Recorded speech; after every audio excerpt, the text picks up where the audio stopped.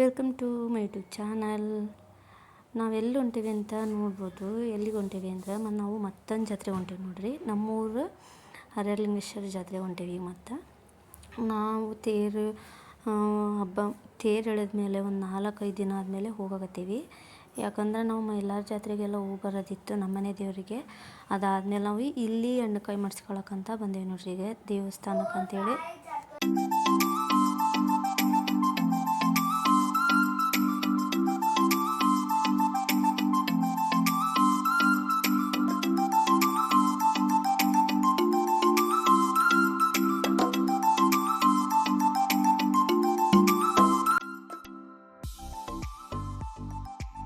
ನೋಡ್ರಿ. ಈಗ ದೇವಸ್ಥಾನ ಹತ್ರ ಬಂದೀವಿ. ದೇವಸ್ಥಾನ ಹತ್ರ ಬರೋತ್ತಿಗೆ ನಾವು ಹಣ್ಣುಕಾಯಿ ತೊಗೊಂಡು ಹೋದ್ವಿ ಡೈರೆಕ್ಟಾಗಿ. ತೇರಿಗೆ ಕಾಯಿ ಒಡ್ಸೋಣ ಅಂದ್ವಿ, ಬಟ್ ಅಲ್ಲಿ ಕಾಯಿನೇ ಇದ್ದಿದ್ದಿಲ್ಲ. ಅದಕ್ಕೆ ದೇವಸ್ಥಾನಕ್ಕೆ ಓಡಿಸ್ಬಿಡೋಣ ಅಂತ ದೇವಸ್ಥಾನ ಹತ್ರ ಬಂದ್ವಿ. ಭಾಳ ಚೆನ್ನಾಗಿ ದೇವ್ರ ಮಾತ್ರ ಭಾಳ ಚೆನ್ನಾಗಿ ಅಲಂಕಾರ ಮಾಡಿದ್ರು ನೋಡ್ರಿ. ಆದರೂ ರಶ್ ಇತ್ತು. ಅಷ್ಟು ದಿನ ಒಂದು 4-5 ದಿನ ಆದ್ರೂ ರಶ್ ಇತ್ತು. ಬರೋರು ಬರ್ತಾನೆ ಇರ್ತಾರೆ, ಮತ್ತು ರಶ್ ಇರ್ತೈತಿ ಅಂತೇಳಿ ಅಂತಾರೇ. ಬಟ್ ಇವಾಗೂ ಮೀಡಿಯಮ್ ರಶ್ ಆಗಿತ್ತು. ದೇವ್ರ ದರ್ಶನ ಎಲ್ಲ ಚೆನ್ನಾಗಿ ಆಯಿತು.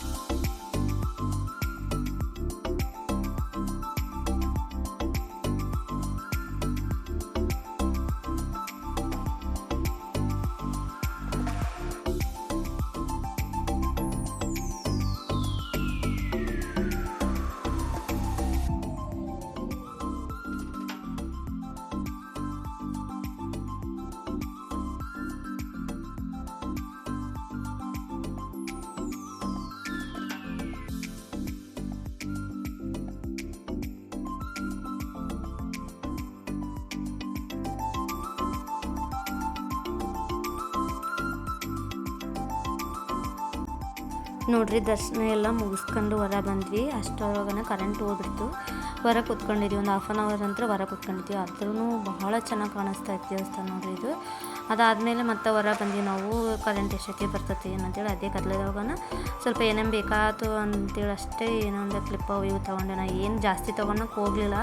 ಯಾಕೋ ಇತ್ತೀಚೆಗಂತ ನನ್ನ ಜಾತ್ರೆ ಒಳಗೆ ಏನು ತೊಗೊಳಕ್ಕೆ ಇಷ್ಟ ತಂದಿಟ್ಟು ಇದ್ದಿದ್ದೇ ಇರ್ತಾವೆ. ಮತ್ತು ಮನೆಯಲ್ಲಿ ತಗೊಂಡು ಆಗ್ತೈತಿ ತಗೊಳ್ಳೋದು ಜಾತ್ರೆ ಒಳಗೆ ಐಟಮ್. ಬಟ್ ತಗೊಂಡ್ರೂ ಸುಮ್ಮನೆ ಯೂಸ್ ಮಾಡಲ್ಲ. ಅದು ಹಂಗೆ ತಗೊಂಡು ಇಟ್ಬಿಡೋದು. ಯಾವಾಗ ಏನೋ ಒಂದು ಟೈಮ್ ತೊಗೊಂಡು ಹಾಕ್ಕೊಳ್ಳೋದು ಅಷ್ಟೇ.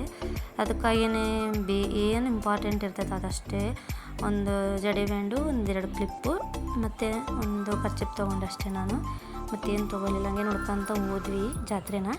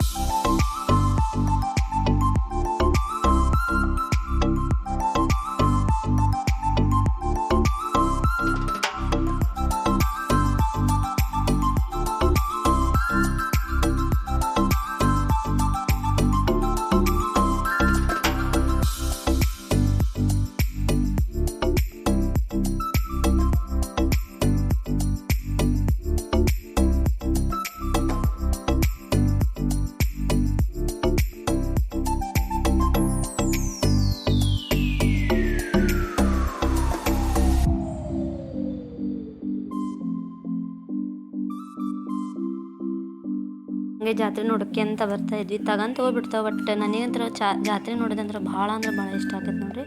ಅಷ್ಟೊತ್ತಿಗೆ ಕರೆಂಟೂ ಬಂದುಬಿಡ್ತು. ಹಂಗೆ ನೋಡ್ಕೊತ ಹೋಗ್ತಾಯಿದ್ವಿ. ಹಾಗೆ ನನ್ನ ಮಗನಿಗೆ ಒಂದು ಬಬಲ್ ಇಷ್ಟ ಆಗ್ಬಿಡ್ತು. ಅದು ಬಬಲ್ ಇಷ್ಟ ಅದಕ್ಕೆ ನನಗೆ ಇಷ್ಟ ಆಗುತ್ತೆ. ಯಾಕೆ ಗೊತ್ತಿಲ್ಲ.